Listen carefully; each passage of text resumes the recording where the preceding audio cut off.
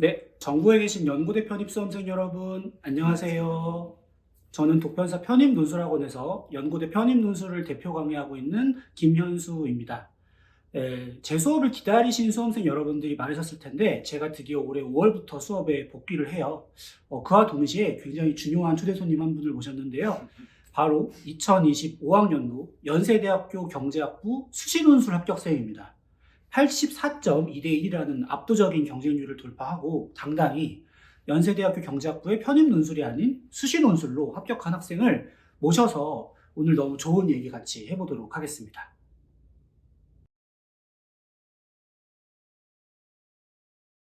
네, 그러면 수험생 여러분들을 위해서 간략하게 자기소개 좀 부탁드려도 될까요? 네. 네, 안녕하세요. 작년 3월부터 독편사 편입 논술학원에서 공부를 해서 2호학번으로 연세대 경제학부에 입학하게 된 25살 박규도입니다. 저의 전적대는 이나아주 라인이었고 과는 문화 콘텐츠 문화 경영학과였습니다. 제 학점은 2학년 수료한 상태로 4.5점 만점에 4.07이었고 토익 점수는 925점이었습니다. 처음에는 편입 준비를 목적으로 학원을 다녔는데 수시 논술에 합격하게 돼서 1학년으로 입학하게 되었습니다. 혹시 군대 갔다 왔어요? 네, 군대 갔다 와서 음, 학원 준비 이제 공부를 해가지고. 군필 25살로 신입학. 네, 그렇습니다. 그렇습니다.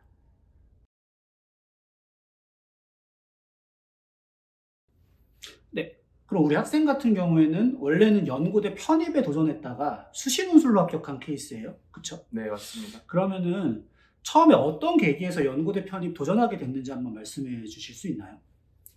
사실 현역 때 이제 음. 여러 가지 전형을 준비하다 보니까 제가 사관학교도 준비하고 음. 뭐 학종도 준비하고 논술 수능 다 준비했어가지고 뭔가 저한테 맞는 딱 하나의 전형으로 유리하게 준비를 하지 못했다는 생각이 들어서 아쉬움에 남았었는데 이제 학교를 다니면서 이 아쉬움이 해소될 줄 알았는데 계속 남아있어서 네. 인생에 있어서 아쉬움을 남기고 싶지 않은 마음에 편입을 다시 준비하게 되었습니다. 그렇군요.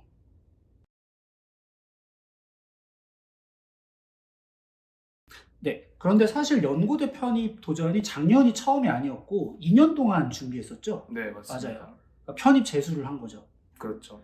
그러면 편입 도전 첫 번째 해 논술 공부랑 두 번째 해, 그러니까 작년에 논술 공부가 뭐가 달랐던 것 같아요?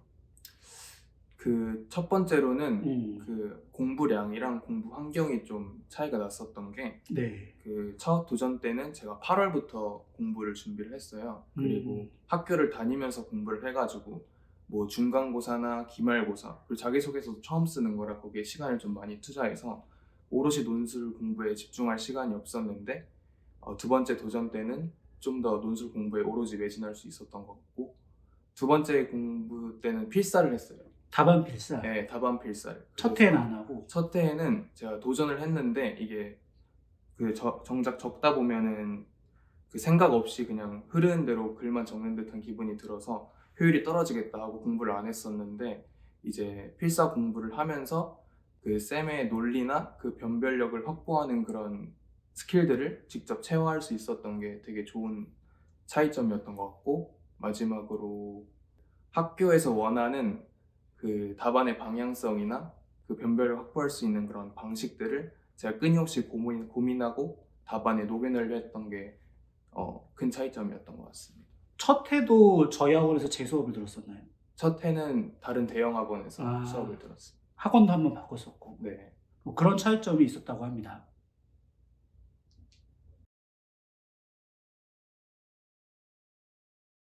네. 그럼 작년에는 3월부터 제 수업을 끝까지 수강하신 거잖아요. 네, 맞습니다. 좀 자랑질일 수도 있는데 제 수업에서 구체적으로 좋았다든지 도움받았던 부분이 있다면 뭐가 있을까요?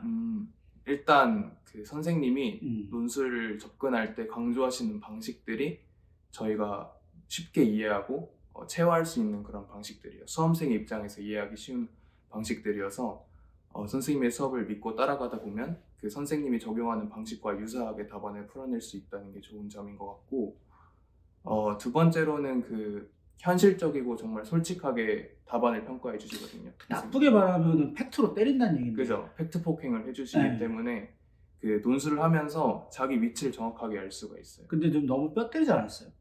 아, 저는 근데 네. 그게 뼈로 다가오지 않고 사랑의 매처럼 다가왔어요. 누구는 상처받았다는 학생들도 많아서 아, 근데 주의가 필요해요. 작년엔 좀 유해지셨던 것 같아요, 선생님. 그건 인정합니다. 네, 네. 그랬던 것 같고 네.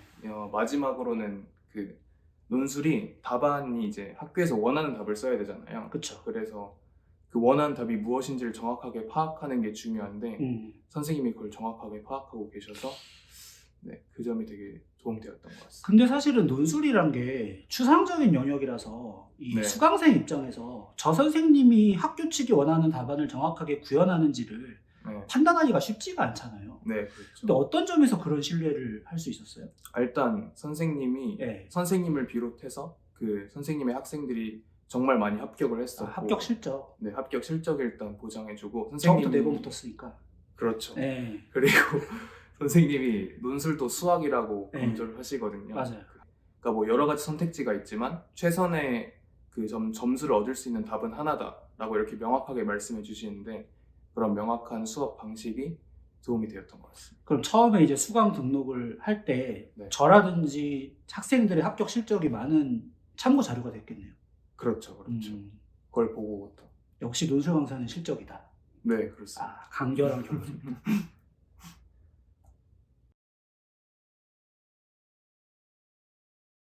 네. 그럼 어쨌거나 연고대 편입을 준비하신 거잖아요. 네. 그러다가 이 수시논술 응시를 결심하게 된 이유는 뭔가요?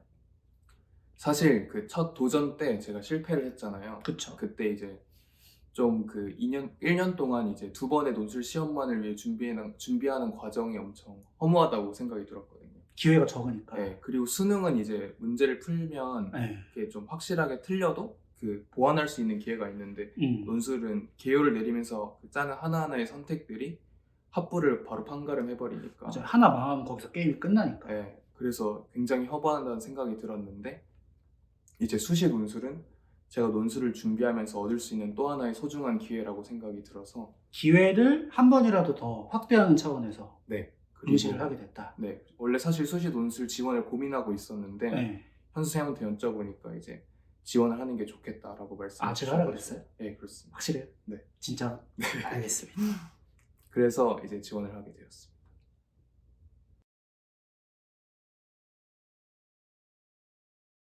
네, 그런데 이 연세대 편입 논술 문제랑 수시 논술 문제가 같은 점이 있고 다른 점이 있잖아요. 네, 맞아요. 근데 우리 수험생들이 사실 그걸 잘 몰라요. 그래서 뭐가 같고 뭐가 다른지를 설명해 줄 수 있나요? 네, 일단 같은 점은 출제되는 그 논제의 방향성이나 그 변별력을 확보하는 그 방식이 유사해요. 굉장히. 쉽게 말하면 유형이 같죠. 네, 유형이 같아요. 예. 그래서 뭐 설명이나 비판, 평가 이런 논제들이 자주 나오는데 그대로 그게 나오고. 연대 편입이랑 굉장히 유사하다. 시험 시간도 똑같이 2시간이고 네, 2시간이고 영어 제시문. 영어 제시문 출제되고. 네, 그게 이제 공통점이라면 차이점은 수학 문제가 출제된다는 수학 게 문제가 어느 정도 비중으로 나오죠?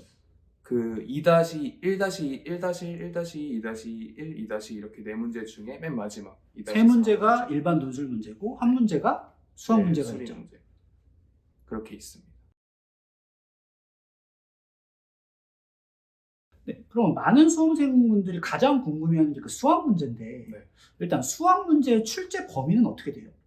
제가 준비할 때는 수투하고 미적분 이렇게. 수원, 수투, 미적분. 네. 그러니까 공통교육과정에서 출제가 되는 거죠. 네, 고등학교 맞습니다. 공통교육과정에서 출제가 된다. 네. 난이도는 어느 정도인 것 같아요? 난이도는 개인적으로 이번에 나온 시험 문제는 굉장히 쉬웠다고 하고 네, 쉬웠고 점차 쉬워지는 추세였던 것 맞아요. 같기는 수리 문제는 해요. 조금씩 네. 쉬워지는 추세가 맞습니다. 네. 궁금한 게 따로 수리 문제를 위한 공부를 했었나요? 네, 저는 이제 제가 현역 때가 이제 20학년도 수능이거든요. 네, 좀 됐네. 네, 제가 그때 1, 2등급 정도 나왔었는데 5년 동안 수학을 놓다 보니까 이제 수학에 대한 개념 정리부터 필요한 상황이어서 그 제가 공부했던 방식은 유튜브에 이제 간단한 개념 정리하는 영상들을 먼저 다 봐주고 그걸 좀 익힌 다음에 서점에서 간단한 얇은 문제집을 사서 그 문제들을 푸는 방식으로 같이 공부했습니다. 작년 강의에서 제가 미적분 문제 직접 풀었잖아요. 네. 그거 들었을 때 어렵지 않게 이해가 됐어요. 그래서 그때는 제가 공부를 하지 않았던 상태였어가지고 네, 그래도 좀 이해가 됐긴 했는데 네, 이제 그 공부를 하고 나서 그 수업을 다시 들으니까 확실하게. 네, 확실하게 이해가 됐어요. 그러면 결론은 이 수리 문제 같은 경우에는 고등학교 수학에 대한 기초는 좀 필요하고 네, 조금 필요하고. 그 상태에서 좀 개념에 대한 복습이라든지 유튜브 강의를 통한 복습 이런 게 좀 필요한 부분이 있네요. 네, 난이도로 치면은 한 모의고사 한 17번? 모의고사 17번 정도, 18번 정도. 17번, 18번 확언할 정도. 순 없지만 그 정도였던 것 같습니다. 네, 잘 알겠습니다. 네.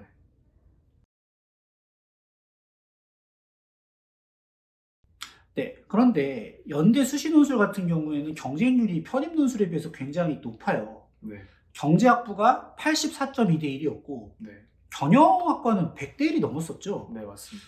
시험 직후에 이게 합격할 수 있겠다라는 생각이 들었나요?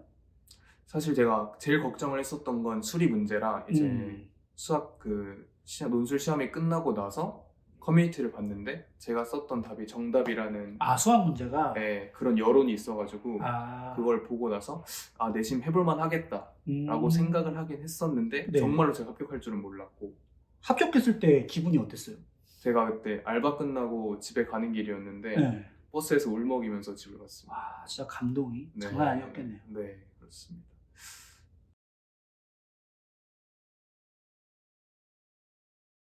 연대 수시 합격 결과가 네. 연대 편입 시험 직전에 나왔죠. 네, 맞아요. 그래서 본인은 연대 편입은 아예 시험을 안 본 거죠. 네. 수시로 가기로 확정을 하고. 네, 맞습니다. 근데 여기서 수험생들이 궁금해할 만한 거. 수시로 봐서 붙었어요. 근데 연대 편입 시험 또 볼 수 있어요. 네, 또 볼 수 있는 걸로 알고 있습니다. 그럼 둘 다 붙으면 골라갈 수 있고. 네, 맞습니다. 왜냐하면 이게 다른 전형이기 때문에 진짜 말 그대로 연대를 갈 수 있는 선택지가 두 개가 됩니다. 근데 이제 본인은 수시 합격한 거 확인하고 편입 시험은 과감히 포기하고 1학년으로 등록을 결심하신 거잖아요. 네, 네. 근데 사실은 25이면은 좀 그렇지만 적은 나이는 아니에요. 네. 그럼에도 확고하게 나는 수시 등록으로 신입학하겠다 네. 결심한 이유가 뭐예요? 무엇보다 그 시험 합격 발표가 났을 때는 이미 편입을 지원한 상태였어요. 그쵸. 그래서 제가 지원한 학과를 말해도 되나요? 그럼요. 그 편입으로 언론홍보 영상학부를 언론홍보 영상학부. 지원한 상태였는데 이제 경제학부 합격했다는 소식을 듣고 네. 제가 평소에 좀 폭넓게 그런 공부를 하고 싶지가 하고 한다기보다는 그 경제학이라는 하나의 학문에 좀 더 집중해서 공부를 하고 싶다는 생각이 있었어서 무엇보다 그 전공이 마음에 들어서 맞아요. 결심을 했던 것 같습니다. 그리고 또 연대 경제학부는 논술로는 갈 수가 없잖아요. 편입은. 네, 맞아요. 전공 시험을 봐야 되는데. 맞아요. 근데 수시는 또 논술로 입학을 할 수가 있으니까 그 메리트도 있었고. 네, 맞습니다. 그래서 편입 시험 과감히 포기하고 수시로 진학을 결심했던 거죠. 네, 맞습니다.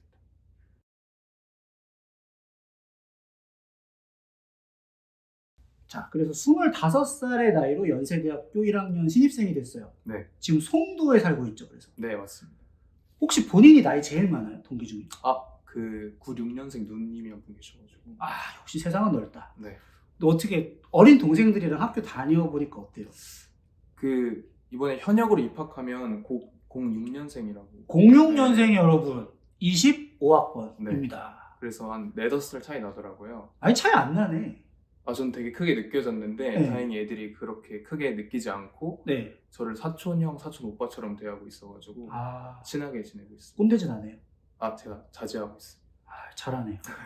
학교생활 재밌어요. 네, 놀 땐 놀고 네. 또 공부할 때는 즐겁게 공부하고 네. 그러면서 생활하고 있습니다.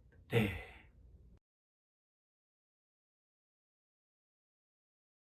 네, 그럼 마지막으로 우리 후배가 될 수험생들한테 네. 조언을 해주셨으면 좋겠어요. 특히 이 편입 준비생들이 과연 내가 수시 논술도 같이 해야 되는지에 대한 고민이 사실 많거든요. 네. 나이에 대한 고민도 있고 네. 수학 문제에 대한 고민도 있고.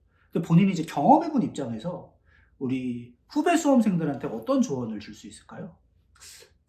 제가 앞서 말씀드린 것처럼 시험을 준비하는 과정은 불확실하고 불안할 수밖에 없거든요. 그렇죠. 근데 누구나 불안하다는 말을 해드리고 싶어요. 그래서 그 불확실한 과정 속에서도 그 불안감을 공부를 통해 다스리는 분이 되셨으면 좋겠고, 이러한 점에서 수시 논술이 더 중요한 게 수시 논술은 또 하나의 소중한 기회가 생기는 거잖아요. 맞아요. 특히 이번에 고려대 TO가 예. 굉장히 낮게 나왔잖아요. 일반 편입 같은 경우에 다 해서 10명 선발했죠. 네, 그렇죠. 그래서 사실상 편입만 준비한다면 연대 편입 기회 한 번뿐인 네. 그런 과정에서 수시 논술은 되게 소중한 기회가 될 수 있다는 점을 말씀드리고 싶습니다. 근데 이제 이렇게 생각하는 학생들이 많아요. 나는 나이가 많으니까 수시는 이제 붙어도 안 간다. 아, 네. 되게 많거든요. 근데 막상 붙어보니까 어때요? 붙어보니까 너무 좋더라고요.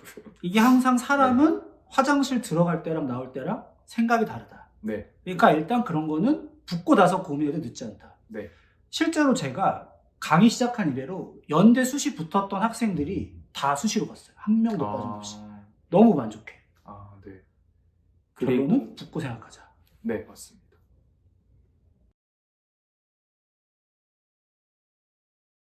네, 이렇게 해서 진짜 정말 모시기 힘든 연세대 수시논술 합격생이랑 같이 해봤는데요.